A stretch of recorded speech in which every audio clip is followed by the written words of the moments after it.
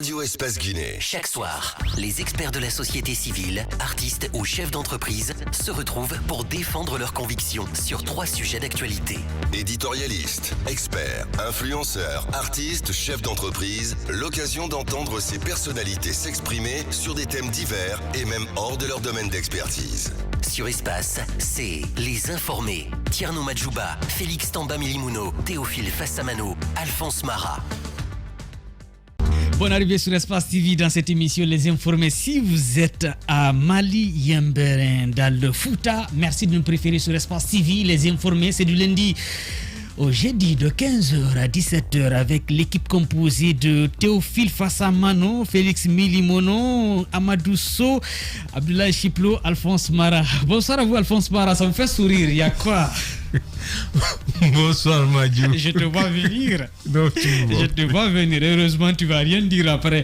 Amadou So, bonsoir. Bonsoir. Allez, bonsoir à vous, Félix Milimono. Bonsoir Madjou et bonsoir à tous. Merci bien. Chiplo, comment ça va? Oh, ça va, Dieu merci. Toujours bonsoir. en forme, ça montre déjà la différence entre lui et les autres. Célibataire. Omini, mais bien avant.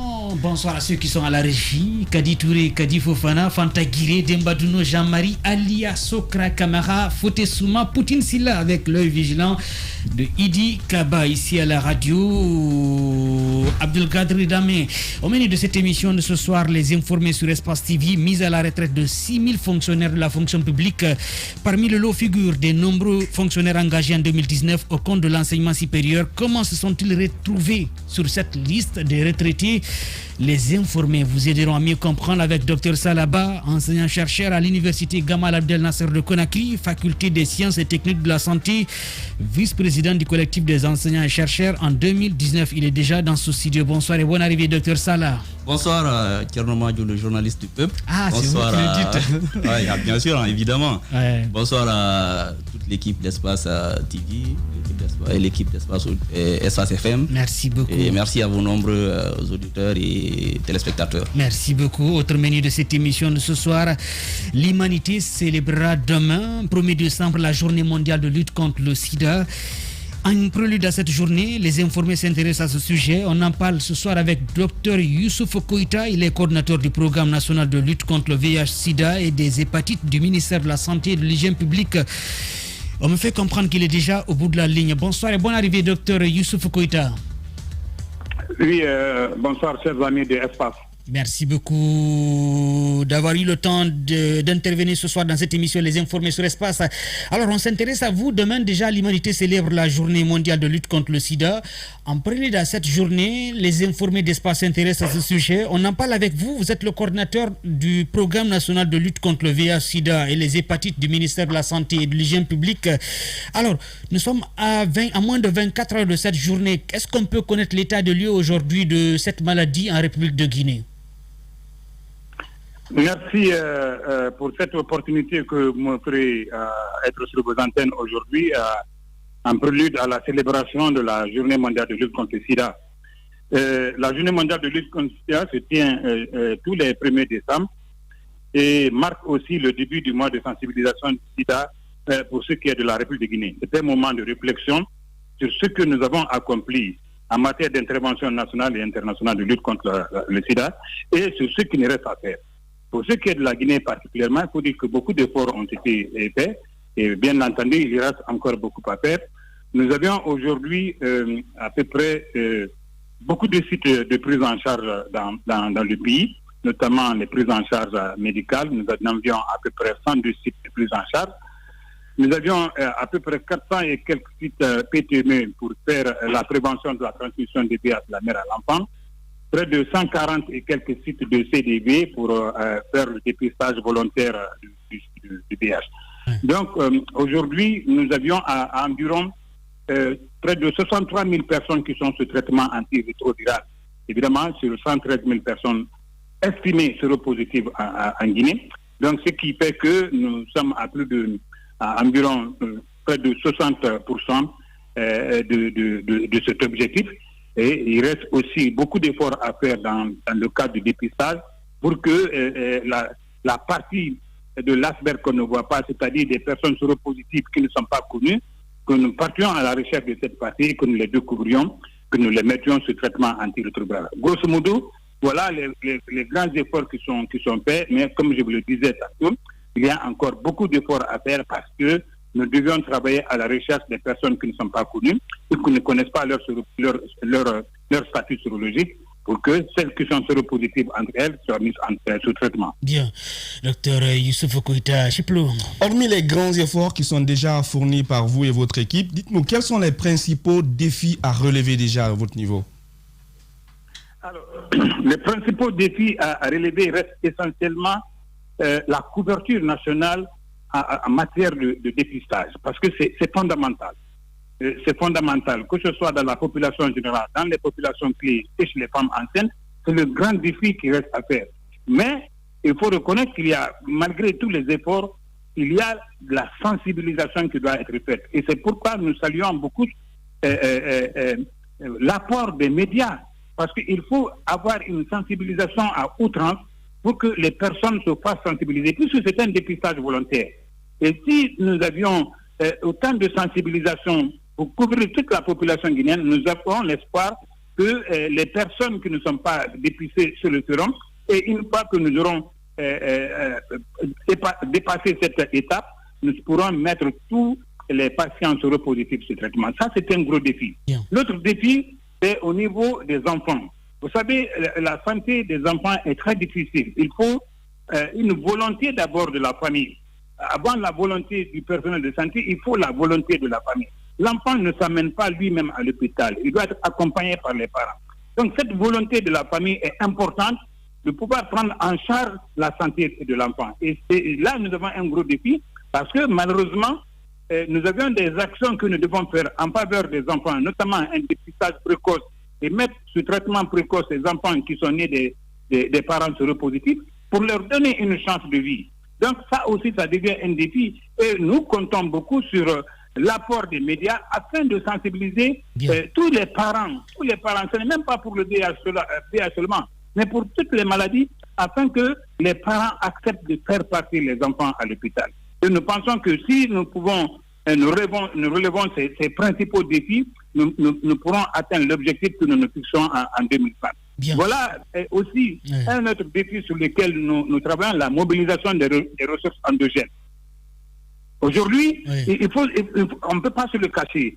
La situation économique mondiale est telle que ce sont les États qui doivent prendre en charge les problèmes de santé. Il ne faut pas compter sur l'extérieur. Donc, cet élément est aussi très important à amener les décideurs à prendre en charge le problème de santé de la population. Nous pensons que c'est un effort qui est débuté, mais nous lançons aussi un appel pour que l'effort-là soit soutenu, pour que les ressources endogènes, les ressources internes soient mobilisées. Ce n'est pas le gouvernement seulement de le faire, c'est aussi les sociétés nationales, les sociétés privées, les partenaires internationaux, tous ceux qui sont dans ce pays doivent se mobiliser pour que nous ayons des ressources complémentaires importantes pour pouvoir lutter contre le VIH-Sida et les autres maladies. Docteur Youssouf Koïta, coordinateur du programme national de lutte contre le VIH-Sida et des hépatites au ministère de la Santé. Félix Milimono. Alors, docteur, dites-nous aujourd'hui, qu'est-ce qui justifie le nombre élevé des cas positifs, des cas séropositifs du VIH-Sida en Guinée? Parce que vous venez de nous dire qu'il y a plus de 63 000 cas de contamination en Guinée. Ce que je voudrais tout simplement dire, il n'y a pas à dire qu'il y a un nombre élevé. Non, il y a une surprévalence de 1,5%. C'est ça la prévalence du VIH en Guinée. Dans d'autres pays, il y a la prévalence qui est aussi aux environs de 2, 3, 4, 5, 6%, voire même dans certains pays jusqu'à 10%. Nous avons une prévalence de 1,5%. Donc, sur une population d'environ 11 ou 12 millions d'habitants, ce qui donne à peu près 113 000 patients séropositifs. Donc, le problème, c'est ça les statistiques vraies. Et aujourd'hui, nous pouvons dire que cette prévalence est en train de se stabiliser. Nous étions à 1,7% il y a quelques années en arrière. Maintenant, nous sommes à 1,5%. Ça veut dire que nos efforts sont en train de donner des résultats positifs. La prévalence est en train de chuter. Donc, nous sommes en train d'encourager le traitement, en tout cas, vers les patients. Et chaque fois qu'il y a des traitements vers les patients et que les traitements réussissent, il y a moins de contamination. Et heureusement, c'est ce qui justifie aujourd'hui la baisse de la prévalence successive en Guinée. Donc, nous ne nous réjouissons pas d'avoir ce nombre élevé, mais ce qui reste clair, c'est que des efforts sont en train d'être faits pour que cette prévalence baisse d'année en année. Amadou Sow, par rapport aux chiffres, quelle est la cartographie par région du taux d'infectés? Parce que je me rappelle les années antérieures, c'était la région de l'Abbé qui était la plus contaminée.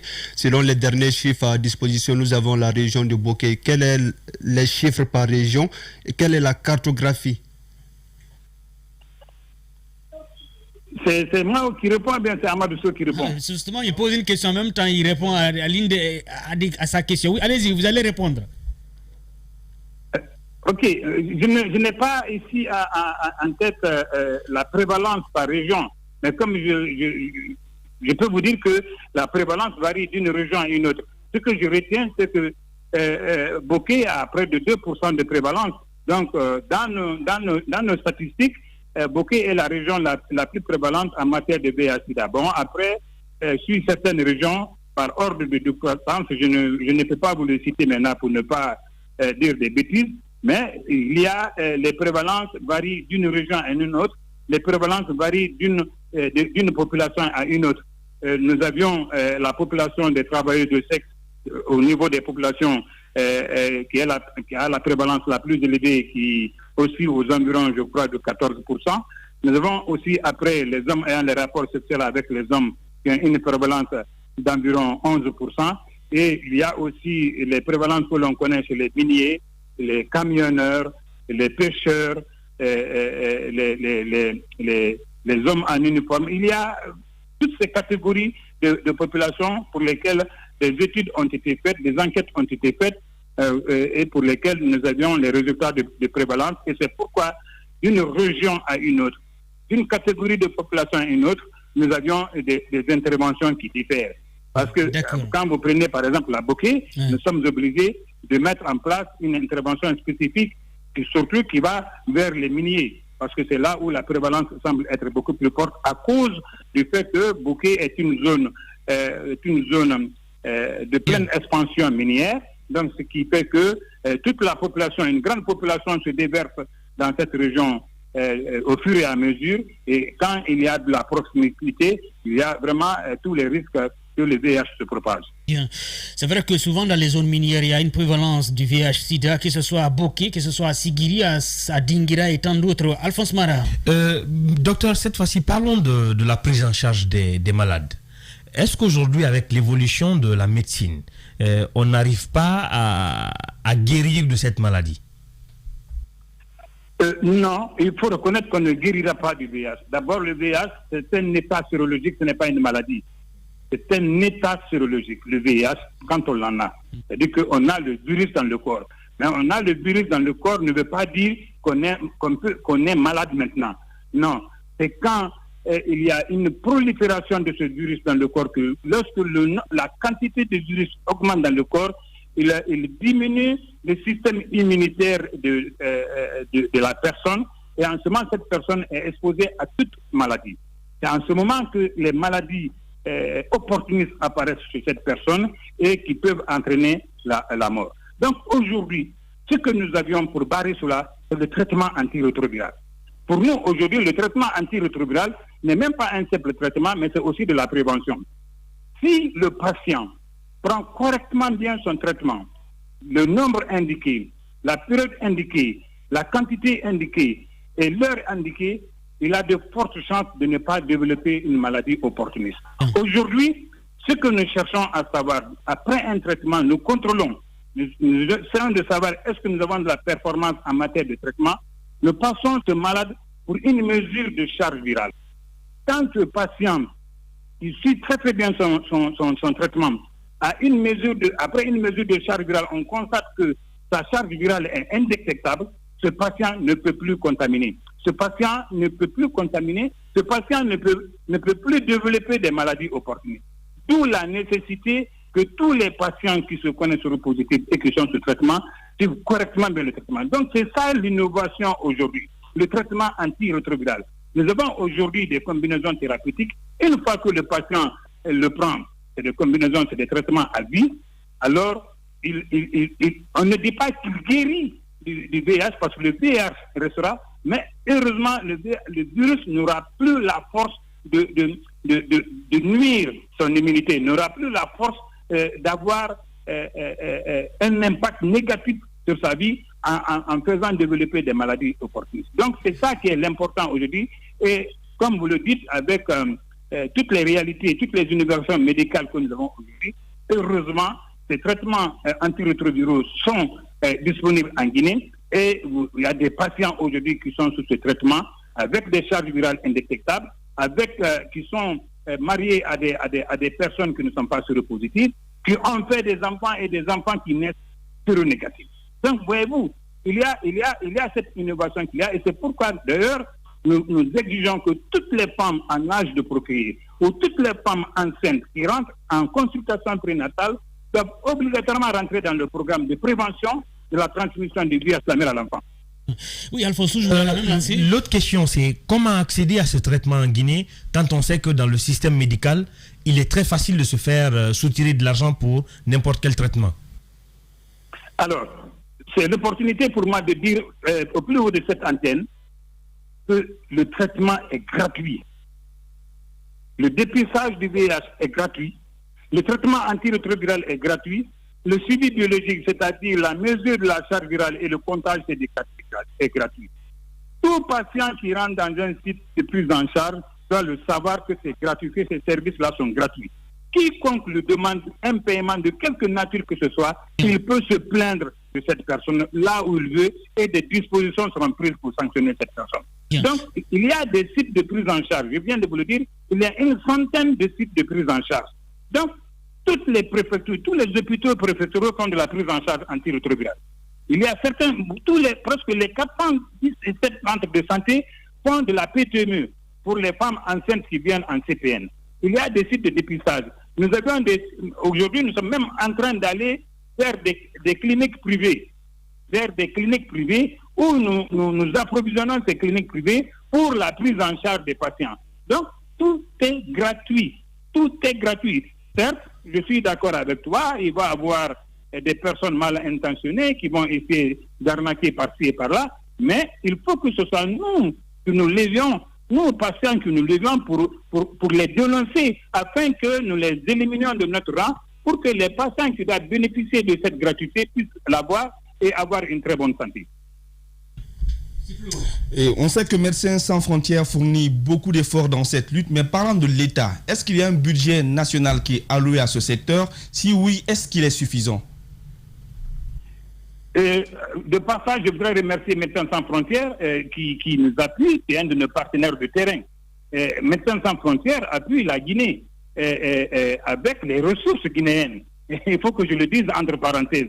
Des ressources que nous avions mobilisées, le gouvernement a mobilisées à travers d'autres partenaires, et Médecins Sans Frontières, avec les potentialités techniques qu'elle dispose, aide à évoluer avec nous sur le terrain. Oui, il y a un budget national. Il y a un budget national pour la lutte contre le VIH-Sida. Un budget conséquent.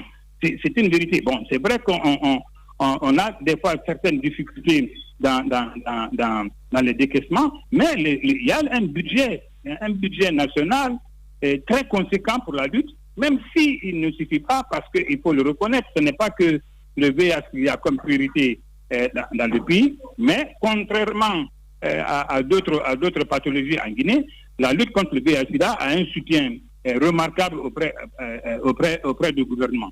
Donc, mais ça ne suffit pas, je ne vais pas dire que ça suffit, ça ne suffit pas.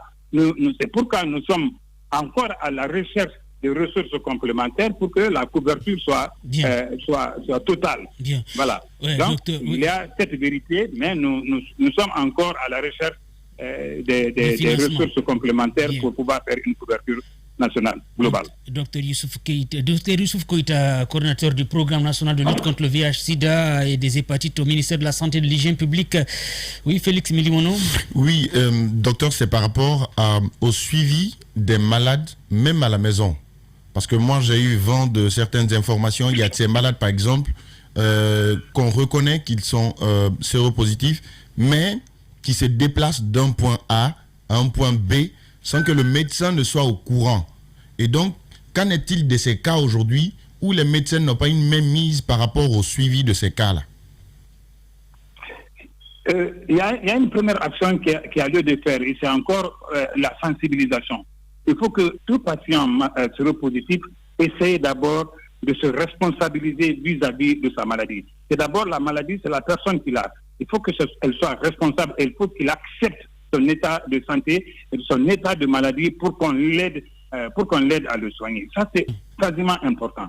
Aujourd'hui, dans la lutte contre le VIH-Sida, il n'y a pas que les traitements médicaux. Nous avons mis en place ce que nous avons appelé l'appui psychosocial. Dans la quasi-totalité des sites de prise en charge, il y a des psychologues qui ont été recrutés, formés, recrutés et mis à disposition de ces sites pour travailler en amont au niveau des domiciles, au niveau de la famille, pour travailler avec les patients et leurs familles. Ces agents psychosociaux ont pour rôle d'accompagner le patient jusqu'au niveau de sa communauté, jusqu'au sein de sa famille. Donc, il y a, comme vous venez de le dire, des patients qui peuvent quitter d'un site à un autre. Ce n'est pas une très bonne chose. Bon, ils le font par esprit de stigmatisation et de discrimination. Mais aussi, nous avons un volet important qui travaille dans ce sens pour effacer ou éliminer dans nos actions la stigmatisation et la discrimination. Sinon, c'est ce qui va beaucoup plus tuer le patient que même la maladie elle-même. Donc, nous avons, dans ce cas, mis en place des services d'appui psychosocial pour pouvoir venir en aide à ces personnes qui ont cette difficulté de compréhension, en tout cas un problème de comportement au niveau de leur communauté. C'est vrai que vous faites énormément de boulot sur le terrain, Dr Youssouf Koïta, mais est-ce que vous faites souvent des campagnes de sensibilisation histoire de ne pas stigmatiser ceux qui sont atteints de cette maladie? Parce que souvent, c'est le problème que nous rencontrons. Les gens aujourd'hui ont peur d'être stigmatisés du fait qu'ils ont la maladie, chose qui fait que souvent ils ne vont pas dans les hôpitaux. Oui, bon, par exemple, c'est une des raisons, de l'organisation des journées mondiales. C'est-à-dire que pendant tout le mois de décembre, nous allons mettre ça à profit pour pouvoir faire des activités de sensibilisation à travers tout le pays. Ce n'est pas le programme seulement qui va le faire. C'est toutes les couches sociales de la nation qui sont chargées de faire cette sensibilisation.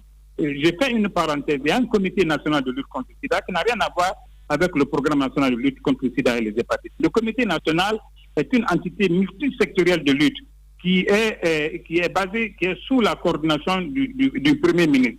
Ça, c'est pour pouvoir avoir une multisectorialité de la lutte. Donc, à chaque niveau des entités nationales ou toute autre entité, il y a des activités de sensibilisation qui sont organisées, et cela couramment pour amener et sensibiliser les gens à ne pas stigmatiser. Parce que, je vous dis, c'est la stigmatisation et la discrimination qui tuent de plus. Parce qu'une fois que la personne se sent stigmatisée et discriminée, elle risque de se retirer du circuit de traitement. Et si se retire du circuit de traitement, la maladie va avoir le dessus sur lui. Donc, ce sont des activités qui sont aussi planifiées et qui sont confiées aux entités, et surtout aux entités de la société civile. Parce que c'est là où le message peut bien passer. Donc, nous avions autour de nous des ONG de lutte contre le sida, des ONG de lutte contre d'autres maladies, des plateformes qui sont occasionnellement invitées à travailler à nos côtés, mais au sein de la communauté pour pouvoir sensibiliser autant que possible afin d'éliminer dans nos rangs les actes de discrimination et de stigmatisation. Bien. Oui, Amadou. L'objectif en 2016 à l'Assemblée générale des Nations Unies, c'était qu'en 2030, qu'on mette fin à cette pandémie. Est-ce que la Guinée, c'est vrai que nous sommes passés de 1,7 à 1,5, est-ce que nous pourrons atteindre cet objectif-là? Oui, nous pouvons atteindre cet objectif. Il faut que les gens comprennent. L'objectif, c'est de mettre fin aux problèmes de santé publique. Que la maladie ne soit plus considérée comme un problème de santé publique. La maladie, elle existera, mais qu'elle ne soit plus considérée comme un problème de santé publique. C'est ça l'objectif qu'il faut atteindre. Mais on peut bien l'atteindre. Ce n'est pas qu'on va dire en Guinée, il n'y a plus de séropositifs. Non. Mais quand on ne peut plus contaminer, on a atteint l'objectif. C'est-à-dire que tous les patients sont connus et sont sous traitement antirétroviral. Ils ont leur charge virale indétectable, donc ne contaminent plus. Toutes les femmes enceintes qui viennent en CPN sont suivies et celles qui sont en séropositives sont mises sous traitement, sous prophylaxie antirétrovirale avec zéro contamination de leurs enfants. L'objectif est atteint. Donc voilà l'objectif, c'est d'amener à ne plus contaminer, c'est-à-dire qu'il n'y a plus de nouvelles contaminations.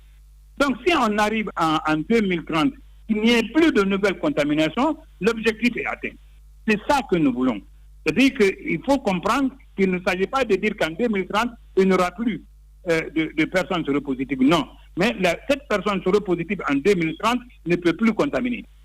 Voilà. Bien. Alors, parce qu'il est sous un bon traitement et il ne peut plus contaminer. Donc, la chaîne de contamination que nous brisons là, d'ici 2030, fait que nous avions atteint notre objectif d'éliminer le VIH. Bien. Il y a une question qui revient souvent, Dr Koita, coordinateur du programme national de lutte contre le VIH, SIDA et des hépatites. Une question qui revient souvent chez les citoyens. Est-ce qu'une personne séropositive peut donner naissance à un enfant qui n'a pas la maladie? Complètement. Des pays l'ont réussi. Le Cap-Vert l'a réussi. Le Cuba l'a réussi. C'est-à-dire il s'agit d'un programme de prévention de la transmission du VIH de la mère à l'enfant. Il y en a qui disent dans certains pays du couple mère-père à l'enfant. C'est quoi? C'est que la femme qui rentre en CPN, en grossesse, et vient pour sa grossesse, pour sa consultation prénatale, elle bénéficie d'un dépistage du VIH. Et si malheureusement elle est séropositive, elle est mise sous traitement antirétroviral pendant les 9 mois de sa grossesse. Cette femme-là, si elle suit correctement bien son traitement, l'enfant qui naîtra sera négatif au VIH. Donc, c'est sûr et clair et net. Nous avons aujourd'hui des couples. Aujourd'hui, nous avons des couples, des milliers et des milliers de couples en Guinée, mariés, séropositifs, qui donnent naissance à des enfants séronégatifs. On a des milliers. Ça, c'est clair et net. C'est scientifiquement prouvé et nous avions des statistiques dans ça. Aujourd'hui, nous, dans nos statistiques, nous ne sommes pas malheureusement à 0% de contamination. Nous sommes environ maintenant entre 2 à 3%. Donc, de 30% le risque de contaminer, nous sommes dans la fourchette au moins de 5%.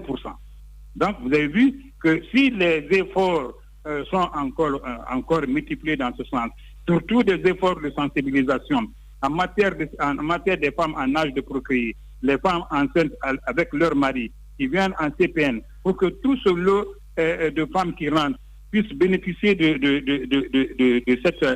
ce programme de PTME et que nous ayons les moyens nécessaires, parce que ça aussi c'est important, que toutes ces femmes qui viennent puissent être dépistées, que toutes ces femmes qui viennent puissent avoir la prophylaxie antirétrovirale si malheureusement elles sont sur oui, nous pourrons complètement briser la chaîne de contamination. Donc c'est une réalité, on peut être séropositif au VIH, très bien traité, avec une charge virale indétectable et avoir un enfant séronégatif bien portant. Donc, nos statistiques le montrent aujourd'hui. Il y en a des milliers que nous avions dans nos livres et qui se portent excellemment bien. Donc, il faut un bon suivi. En tout cas, ça nous rassure le coordinateur du programme national de lutte contre le VIH-Sida. Une dernière question. Le docteur Koita, le virus Corona a chamboulé tous les programmes, a ramené beaucoup de maladies au second plan et on a trouvé le vaccin. Où en sommes-nous avec le vaccin pour le VIH-Sida? Malheureusement, les études sont en cours. Malheureusement, les recherches sont en cours pour trouver un vaccin pour le VIH-Sida. On n'en est pas encore arrivé. Il faut reconnaître que les virus du VIH et du coronavirus sont vraiment des virus différents. C'est vrai, ils sont tous de la même famille, mais c'est des virus différents. Le problème du VIH, c'est un virus qui se multiplie, se métamorphose, de manière à ce qu'on ne puisse pas très vite le combattre, malheureusement. Donc, c'est cela. Mais les efforts sont toujours là. Les scientifiques sont toujours en train de travailler. Et des expérimentations ont eu lieu pour un certain nombre de travaux, mais nous n'avons pas encore abouti à des résultats satisfaisants. Mais cela ne fait pas baisser les bras des scientifiques.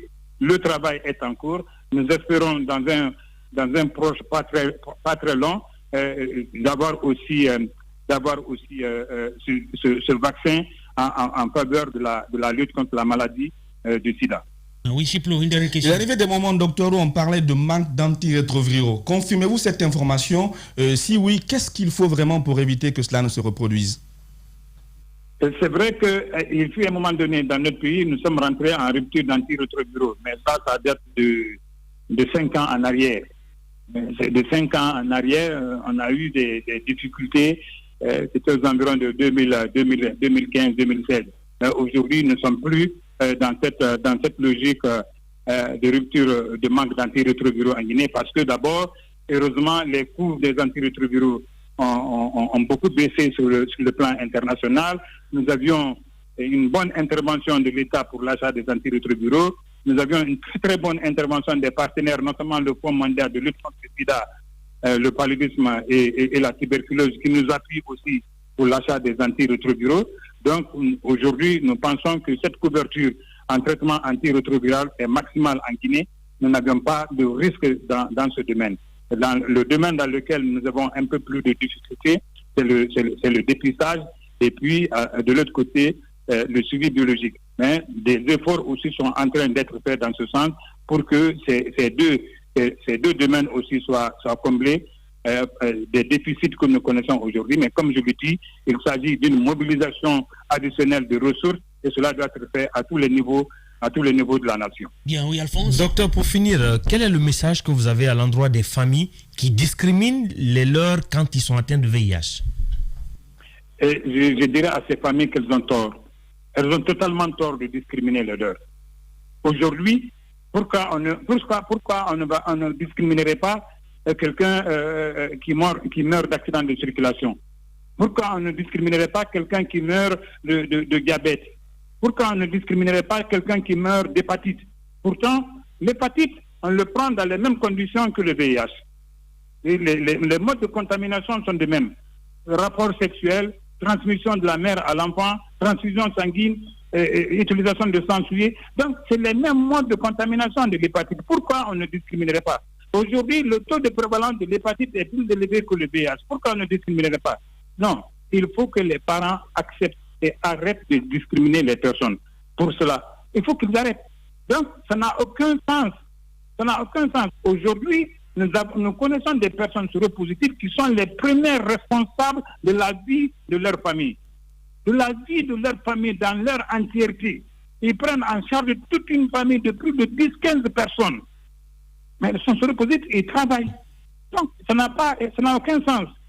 Il faut donner ce sur quoi il faut s'investir, c'est l'épanouissement de cette personne. D'abord, accepter son statut, l'aider à s'épanouir, parce que l'aidant à s'épanouir, il peut se prendre en charge et prendre en charge d'autres personnes.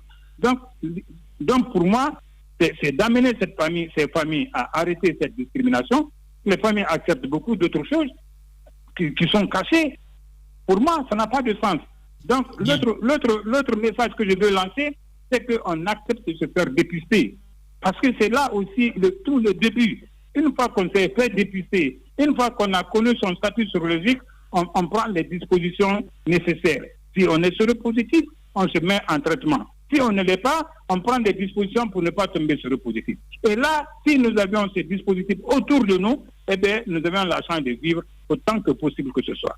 Docteur Youssouf Koïta, coordinateur national de lutte contre le VIH-Sida, il y a beaucoup d'auditeurs qui réagissent à travers le hashtag Espace Informé qui souhaiteraient vous poser des questions. Peut-être on va prendre une seule question. Bonsoir Madiou à toute l'équipe. J'aimerais demander à votre invité, docteur Youssouf Koïta, s'ils n'ont pas un pouvoir à exiger dans les mairies une preuve de dépistage pour le VIH avant de célébrer le mariage pour limiter la propagation du virus en Guinée. Une belle question de Wouri depuis Montréal au Canada. Nous n'avons pas de pouvoir sur les mairies. Il y a un certificat prénuptial, qu'il y a que l'on doit présenter dans les mairies pour se marier. Malheureusement, dans le certificat prénuptial, il n'est pas dit est-ce que la personne doit être séropositive pour se marier ou non. Ce qui reste clair, si tu veux te marier et être séropositif, il faut être consciencieux avec ton compagne ou ta compagne pour dire écoute, je suis tel. Mais je fais tel. le mariage, c'est d'abord l'amour. Le mariage, c'est d'abord l'amour. C'est extrêmement important. Donc, c'est un don de soi. Il faut que entre les deux couples qui s'entendent, quels que soient maintenant leurs antécédents médicaux, ils peuvent gérer ça entre eux. Mais je ne pense pas que l'on peut mettre ça dans un acte juridique. C'est-à-dire que pour se marier, il faut que le certificat prénuptial sorte que la personne est séropositive. Et non, les deux couples peuvent le discuter entre eux. S'ils s'entendent, ils s'accordent, ils s'acceptent dans cet état, eh bien, ils sont libres de se marier. Maintenant, il y a des pathologies pour lesquelles on demande, il faut absolument avoir ces résultats. Toute pathologie qui peut avoir un impact négatif sur la vie de l'enfant ou de l'un des deux couples est à proscrire avant le mariage. Ça, ces pathologies sont connues. Mais pour le VIH, comme je vous l'ai dit, il y a des couples sérodiscordants, il y a des couples séropositifs qui sont mariés et qui font des enfants séronégatifs. Des couples sérodiscordants qui sont le mari est séropositif, la femme est séronégative, mais le mari est sous traitement très très bien, il est marié à une femme séronégative, mais ils font des enfants sains, saufs. Donc il n'y a aucun souci à cela. Donc ça dépend de ce que les conjoints peuvent discuter à l'amont pour s'entendre sur une conduite à tenir et aller de l'avant dans leur vie, parce que c'est pour une vie, dans le mariage, c'est pour une vie pour tout le temps. En tout cas, merci beaucoup à Wuri Diafouna en direct de Montréal pour cette question. Merci beaucoup à vous, docteur Youssouf Koïta. Je rappelle que vous êtes le coordinateur du programme national de lutte contre le VIH et les hépatites au ministère de la Santé et de l'Hygiène publique. Merci beaucoup, à très bientôt. Merci beaucoup. Bien, comme vous le savez, l'humanité célèbre demain, 1er décembre, la journée mondiale de lutte contre le VIH-Sida. En prélude de cette journée, nous avons reçu Dr Youssouf Koïta. Il est le coordinateur du programme national de lutte contre le VIH-Sida. Une transition avant d'introduire notre invité, Dr Salaba. Aujourd'hui, on n'a que des docteurs dans ce studio. Radio Espace Guinée. Chaque soir, les experts de la société civile, artistes ou chefs d'entreprise se retrouvent pour défendre leurs convictions sur 3 sujets d'actualité. Éditorialistes, experts, influenceurs, artistes, chefs d'entreprise, l'occasion d'entendre ces personnalités s'exprimer sur des thèmes divers et même hors de leur domaine d'expertise. Sur Espace, c'est Les Informés. Tierno Madjouba, Félix Tamba Milimouno, Théophile Fassamano, Alphonse Mara. Merci de nous suivre sur Espace Civi du côté de Banting, c'est dans la préfecture de Pita, tout comme du côté de Timbitouni, Lemiro. Bonne arrivée, la suite de cette émission, on était avec le coordinateur national de programme de lutte contre le VIH-Sida et des hépatites du ministère de la Santé et de l'Hygiène publique, Dr Youssouf Koïta. On va s'intéresser à une autre actualité, mise à la retraite de 6000 fonctionnaires de la fonction publique. Parmi le lot figure des nombreux fonctionnaires engagés en 2019 au compte de l'enseignement supérieur. Comment se sont-ils retrouvés sur cette liste des retraités? Les informés vous aideront à mieux comprendre avec Dr Salaba. Il est enseignant-chercheur à l'université Gamal Abdel Nasser de Conakry, faculté des sciences et des techniques de la santé. En même temps, il a été vice-président du collectif des enseignants et chercheurs de Guinée en 2019. Dr Salaba, rebonsoir et bonne arrivée sur Espace dans cette émission Les Informés. Rebonsoir et permettez-moi d'abord, avant de vous remercier pour cette opportunité que vous m'offrez aujourd'hui, de m'exprimer sur une situation très importante, mais aussi très sensible. Bien. Vous allez approcher du micro, c'est très important. Chiplo, vous allez jouer ce rôle. Alors, vous êtes fonctionnaire de l'État, j'imagine. Nous avons appris ces derniers temps. C'est vrai que l'actualité est dominée ces derniers temps par la mise à la retraite de 6000 fonctionnaires à la fonction publique. Mais parmi ce lot figure des travailleurs qui ont été engagés en 2019. Comment ils se sont retrouvés dedans? Bon, effectivement, ces derniers temps, nous avions tous été interpellés par ce constat qui est surréaliste. Et cela peut paraître invraisemblable pour les citoyens lambda, mais pour nous qui avions été engagés en 2019, la raison, elle s'explique.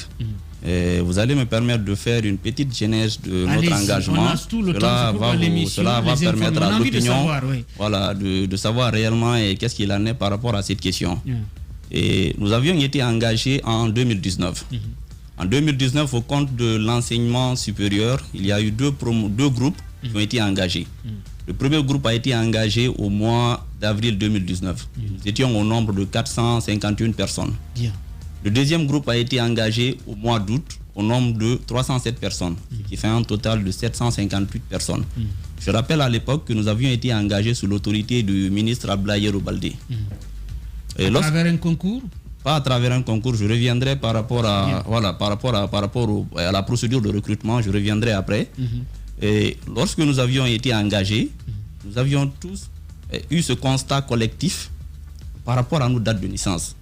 En effet, nous étions tous nés, l'ensemble des 758, nous étions tous nés le premier mois 1935. Ça nous fait rire ici quand même. Et comme lieu de naissance, aussi bien pour ceux qui sont nés, que ce soit à Conakry, que ce soit dans certaines villes de l'intérieur du pays ou à l'extérieur du pays, nous avions tous comme lieu de naissance Conakry. Donc, nous sommes tous, l'ensemble des 758 personnes, nous sommes nés en réalité le premier mois 1935 à Conakry. Donc, lorsqu'on a eu vent de ce constat, naturellement, nous nous sommes retournés vers nos autorités, en l'occurrence nos directeurs de ressources humaines, parce que ce sont eux qui s'occupent de toutes les questions relatives à celles-ci. Nos directeurs de ressources humaines nous ont fait comprendre que ces derniers temps, ça se passait comme ça à la fonction publique. Ils nous ont demandé de collecter l'ensemble des dossiers aujourd'hui qui pourront nous permettre de nous rétablir dans nos droits, à savoir nos extraits de naissance et toutes les pièces relatives à notre état civil. Nous l'avions fait, nous l'avions acheminé chez nos DRH qui par voie hiérarchique les ont transférés à la fonction publique. Ils nous ont dit d'attendre. Nous avions attendu une année, en 2020. Nous avions remarqué que les changements et les corrections n'intervenaient pas au niveau de nos bulletins de salaire. Tout à l'heure, j'ai envoyé un certain nombre de bulletins de salaire que je vous montrerai, parce que j'ai préféré venir avec des pièces à conviction. Donc, lorsque nous avions remarqué que nous n'étions pas régularisés, nous avions cette fois-ci décidé de porter cette affaire au niveau du ministère de l'Enseignement supérieur et de la Recherche scientifique. Nous avons personnellement rencontré le ministre Abdoulaye Baldé, qui nous a mis en rapport avec le DRH, M. Bapa Tebari. Et ce dernier d'ailleurs que je tiens ici à remercier pour toute l'aide et pour toute l'assistance dont il nous a bénéficié, dont il a su en tout cas nous apporter. Donc il nous a proposé encore de reprendre ce travail de collecte au niveau du collectif. Nous avions des points de relais, des points focaux au niveau de toutes les universités, au niveau de toutes les institutions universitaires du pays, aussi bien à Zirikouri, Kankan, Labé, Boké, etc. Partout, en tout cas, au niveau du pays, là où il y a des institutions supérieures et des universités. Nous avions fait cette collecte que nous avions acheminée cette fois-ci, pas chez nos DRH, mais au niveau du DRH du ministère de la fonction, du ministère de l'enseignement supérieur. Ce dernier, avec bien sûr la collaboration de certains même de nos collègues, à savoir Daouda Keita qui est notre directeur administratif et financier, et M. Zoumanegui qui est le président du collectif. Et ils ont fait un travail qui consistait à faire toutes ces corrections au cas par cas. Parce qu'en réalité, il n'y a pas que les corrections qui sont liées aux dates de naissance. En fait, ces dates de naissance ne sont que la face visible de l'iceberg. Tout à l'heure, je reviendrai aussi sur un certain nombre d'erreurs que nous avions rencontrées. Mais le plus urgent pour nous, c'était les dates de naissance. Donc, ils ont fait ces corrections. Ils ont acheminé le fichier à la fonction publique, plus précisément au service informatique. Et très fort fut notre étonnement lorsque ce fichier a été rejeté par les agents du service informatique de la fonction publique, sous prétexte que le DRH et un certain nombre de nos collègues n'ont pas à faire ce travail. Ce travail leur revient à eux de le faire et il va falloir suivre cette voie hiérarchique. Nous leur avons rappelé que cette voie hiérarchique, elle a été suivie. Mais jusqu'à présent, nous n'avions pas été rétablis dans nos droits. Et aujourd'hui, vous n'êtes pas sans savoir que ça, c'est des erreurs qui nous sont préjudiciables. Bon, ils nous ont demandé de retourner encore avec nos DRH. Donc, à un moment donné, nous nous sommes rendus compte que les choses n'évoluaient pas. C'était ainsi que certains, on aurait appris, nous n'avions pas toutes les preuves, mais certains, vu que la situation était en train de perdurer, certains ont préféré tout simplement aller négocier. Est-ce que ce n'était pas une stratégie pour partir négocier et donner de l'argent? Justement, c'est la question. Je me dis que c'est fait à dessein de mettre des dates de naissance. Tout le monde né le 12e mois 1935. 35, oui. Quand même. Ouais, c'est fait sciemment. Moi, personnellement. Un responsable des ressources humaines dans un ministère qui ne peut pas corriger ça. D'ailleurs, c'est fait exprès. C'est fait exprès. D'ailleurs, c'est le service informatique. Ce sont des données à rentrer dans un fichier. Et la correction, elle est effectuée. Ce n'est pas un truc aussi difficile que ça. Mais on n'a pas besoin d'ailleurs de la correction. Si vous êtes né en 1980, pourquoi ils mettent là-bas 1935? Je ne sais pas. Franchement, ce sont eux qui étaient en mesure de nous le dire. L'argument, ils nous ont donné un argument fallacieux. Ça donne raison à Colli, le seigneur des dossiers concernant la fonction publique. Sérieux quand même. Ils nous ont donné un argument fallacieux qui consistait à nous dire que, compte tenu du fait qu'il y avait des gens qu'on engageait de façon frauduleuse, donc il était question pour les DRH de vérifier réellement si tous les documents qui ont été fournis sont réels. Mais à mon avis, je me dis que c'est un contrôle qui paraît un peu banal. Donc tout cela, c'est pour vous dire la complexité autour de ce dossier. Bien, oui, Alphonse. Moi, la question que je suis amené à me poser, vous êtes allé à la retraite, c'est bien ça? Donc moi, personnellement, je ne suis pas allé à la retraite. Tout à l'heure, je n'ai pas fini mon histoire. Parce que j'allais expliquer, pour être honnête aujourd'hui, moi, personnellement, je comptais expliquer comment est-ce que j'ai régularisé ma situation. Allez-y, on va vous écouter. Moi, j'ai eu la chance de connaître une personne qui travaille à la fonction publique, je ne dirai pas son nom, pour des raisons d'anonymat. Cette personne a été une patiente parce que je suis parallèlement à ma profession d'enseignant-chercheur, je suis médecin, dentiste. Donc cette personne a été ma patiente. Elle ne travaille pas au service informatique, mais comme elle est à la fonction publique, elle a des collègues qui pourraient m'aider. C'est ainsi que j'ai consulté mon dossier. J'ai déposé à son niveau. 2 ou 3 mois après, je pense, ma date de naissance a été corrigée. Donc tout à l'heure, je voulais rappeler cela. C'est-à-dire la plupart des corrections qui ont intervenu, c'est soit des personnes qui ont des relations, qui ont des bras longs au niveau de la fonction publique, ou soit des personnes qui sont venues payer. En réalité, c'est ça la réalité. Il y a eu quand même certains qui ont été régularisés et tout porterait à croire que la première procédure qui a été engagée par certains DRH avait porté fruit. Mais aujourd'hui, la réalité est que sur le terrain, il y a encore près d'une 50aine de personnes. Je suis venu avec quelques noms ici. Ils m'ont donné l'autorisation de donner leur nom, leur matricule, leur véritable date de naissance, et leur université de provenance. Parce qu'aujourd'hui, ils voudraient vraiment qu'à travers cette émission, qu'on interpelle les autorités, aussi bien du ministère de l'Enseignement supérieur et les autorités du ministère de la Fonction publique, s'il le faut même le colonel Mamadi Doumbouya, pour qu'on nous rétablisse dans nos droits. Donc, si vous me permettez, après les questions, tout à l'heure, je vais donner les noms avec les matricules et toutes les informations. Allez-y, d'ailleurs, on va enchaîner. C'est important. Donc, je vais, par exemple, l'enseignant-chercheur au nom de So Kierno Abdourrahim, matricule 31 18 92D, est né en réalité le 27 avril 1989 au lieu du premier mois 1935. Jusqu'à date, c'est-à-dire le dernier mois, le mois de novembre, sur son bulletin de paye, l'erreur n'a pas été rectifiée. Il est de l'Institut supérieur des sciences et vétérinaires de Dalaba. L'enseignant-chercheur du nom de Inza Bamba, 31-17-16B, est en réalité né le 11-10e mois 1982 à Beila, au lieu du premier mois 1935. Il est à l'université, il est au centre de recherche de la codiculture. C'est la production animale et végétale, la Tanienne à Dubreka. Il y a aussi cet enseignant-chercheur du nom de Kaloga Fodé Youssouf, avec le matricule 312004Y. Il est à l'université Gamal Abdel Nasser, génie informatique. Il y a cet autre enseignant du nom de Ba Ismaïla, matricule 311918G. Il est né le 1986 à l'Abbé, au lieu de 1935. Il y a beaucoup d'exemples. Je ne pourrais citer tous les exemples, mais il y a vraiment beaucoup de personnes aujourd'hui qui sont dans cette situation. Et si vous vous rappelez, dans la liste des 6300 fonctionnaires qui ont été envoyés à la retraite, il y a malheureusement des gens qui se sont retrouvés dans cette liste, qui sont nés en 1930. Bien, oui, Alphonse. Moi, des noms que vous avez cités, parce que j'ai en même temps la liste que je tiens, je ne retrouve pas ces noms cités encore ici. Donc, si on peut... Est-ce que vous avez eu tout le temps là pour lire le dernier nom, par exemple, Kaloga Fodé Youssouf, n'est pas sur le compte du ministère de l'enseignement supérieur. Je peux répondre. Est-ce que vous avez premièrement vérifié la liste pour savoir s'ils sont effectivement allés à la retraite et quel a été le recours que vous avez tenté vers le ministère de la fonction publique pour procéder à la correction? Aujourd'hui, nous ne voulons pas attendre, nous ne voulons pas faire le médecin après la mort. Justement, c'est que nous avions été interpellés par un état de fait. Il y a aujourd'hui des fonctionnaires qui se retrouvent dans la même situation que nous. J'ai bien précisé que nous sommes de l'enseignement supérieur. Il semblerait la nommer Salimatou Kamara, elle est de notre service au niveau de la fonction publique. Mais nous avions tous comme dénominateur commun cet engagement en 2019. Donc aujourd'hui, nous avions appris aussi, nous avions même interpellé le syndicat de l'enseignement supérieur parce que ces opérations de mise à la retraite seront progressives jusqu'au mois de janvier. Donc plutôt que d'attendre de voir ces gens, parce qu'à date, officiellement, ces gens sont à la retraite avec ces années de 1935.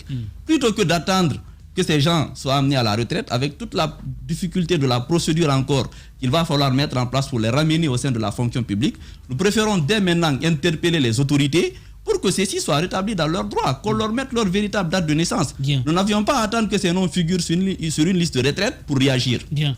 On va marquer une pause de temps pour nos obligations commerciales. On revient juste après avec vous, Dr Salah. Vous êtes enseignant-chercheur. On revient par rapport à ces retraités ces fonctionnaires qui sont mis à la retraite alors que ils sont encore très jeunes. Ils ont tous une date de naissance qui est le 1er 12e mois 1935. Pourtant, ils sont engagés en 2019. Juste après les infos, on revient dans cette émission Les Informés sur Espace. Radio Espace Guinée. Chaque soir, les experts de la société civile, artistes ou chefs d'entreprise se retrouvent pour défendre leurs convictions sur 3 sujets d'actualité.